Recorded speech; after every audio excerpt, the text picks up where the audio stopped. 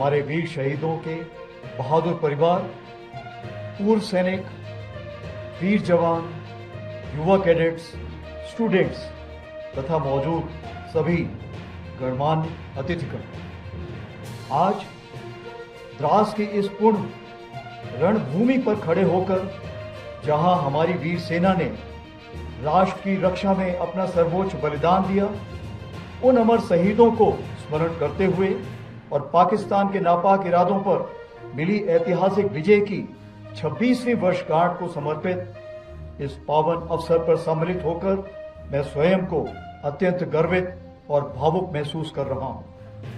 यह लगातार चौथी बार है जब मैं कारगिल युद्ध स्मारक और कारगिल विजय दिवस के इस पावन आयोजन में सम्मिलित हो रहा हूं। 2 बार नदन कमांड आर्मी कमांडर की हैसियत से और 2 बार थल सेना अध्यक्ष के रूप में। आज इस पावन अवसर पर कारगिल युद्ध के वीरों के माता पिता, वीर नारियों और सभी परिवारजनों का दिल से आभार व्यक्त करता हूं। आपने राष्ट्र को अपने वीर दिए। आपका हौसला, धैर्य और त्याग हम सब के लिए प्रेरणा है। आज पूरा देश आपके अद्वितीय योगदान और अटूट राष्ट्रभक्ति को श्रद्धा पूर्वक नमन करता है। पिछले वर्ष 2024 में शहीदों को स्मरण करते हुए और पाकिस्तान के नापाक इरादों पर मिली ऐतिहासिक विजय की 26वीं वर्षगांठ को समर्पित इस पावन अवसर पर सम्मिलित होकर मैं स्वयं को अत्यंत गर्वित और भावुक महसूस कर रहा हूं। यह लगातार चौथी बार है जब मैं कारगिल युद्ध स्मारक और कारगिल विजय दिवस के इस पावन आयोजन में सम्मिलित हो रहा हूं।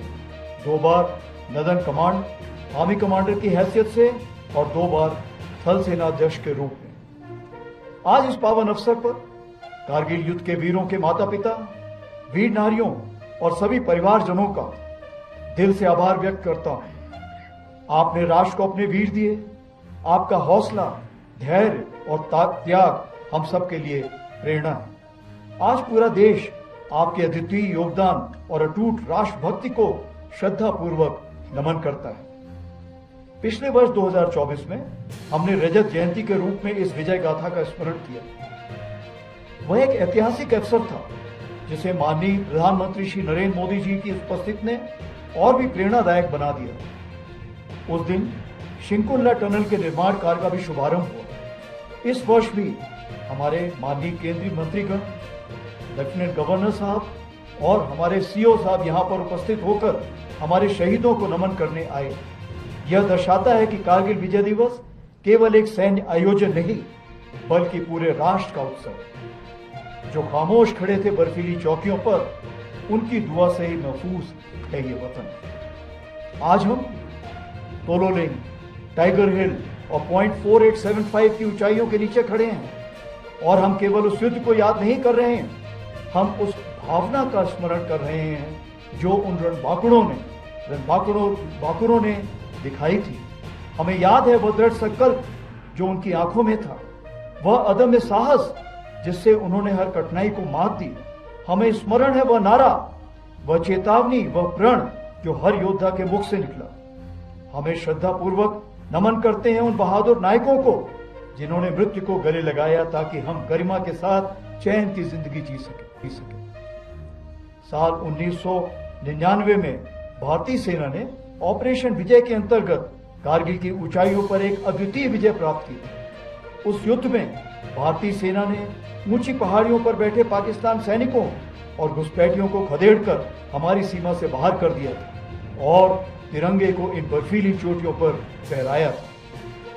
यह वह क्षण था जब भारत ने स्पष्ट कर दिया कि उसकी सीमाओं के भीतर किसी भी नापाक इरादे को सफलता नहीं मिलेगी। भारत की एकता और अखंडता पर कोई आंच नहीं आने दी जाएगी। इसी परंपरा को आगे बढ़ाते हुए ऑपरेशन सिंदूर के दौरान भी भारतीय सेना ने उसी अदम्य साहस और दृढ़ संकल्प के साथ पाकिस्तान समर्थित टेररिस्ट इंफ्रास्ट्रक्चर को निशाना बनाया और पाकिस्तान की अन्य आक्रामक कार्रवाइयों को प्रभावशाली ढंग से विफल करते हुए एक निर्णायक जीत हासिल की।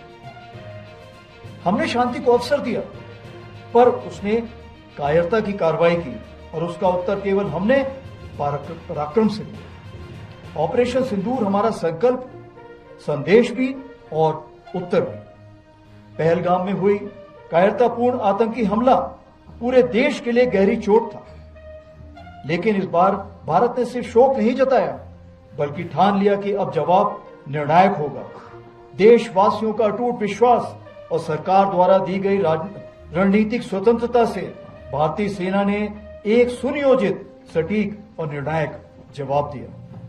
भारतीय सेना ने 6 और 7 मई की रात को पाकिस्तान और पाकिस्तान ऑक्यूपाइड जम्मू एंड कश्मीर में 9 हाई वैल्यू आतंकवादी ठिकानों को निशाना बनाया, बिना किसी मासूम नागरिक को हानि पहुंचाए।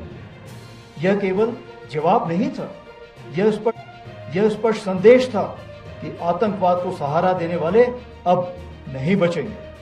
7 से 9 मई को पाकिस्तान द्वारा की गई सैन्य कार्रवाई पर भारतीय सेना ने नपातुला और सटीक जवाब दिया। हमारी आर्मी एयर डिफेंस एक अजय दीवार बनकर सामने खड़ी रही, जिसे कोई ड्रोन या मिसाइल भेद नहीं सका। यह सब होल ऑफ नेशन अप्रोच के अंतर हुआ, जहां थल सेना, वायुसेना, नौसेना और अन्य सरकारी और प्राइवेट डिपार्टमेंट्स सब एक साथ मिलकर खड़े हुए, जिसमें एनजीओ भी शामिल थे। जो भी शक्तियां भारत की संप्रभुता, अखंडता या जनता को क्षति पहुंचाने की योजना बना रही हैं, उन्हें करारा जवाब दिया जाएगा और आगे भी दिया जाएगा। यही भारत देश का न्यू नॉर्मल है।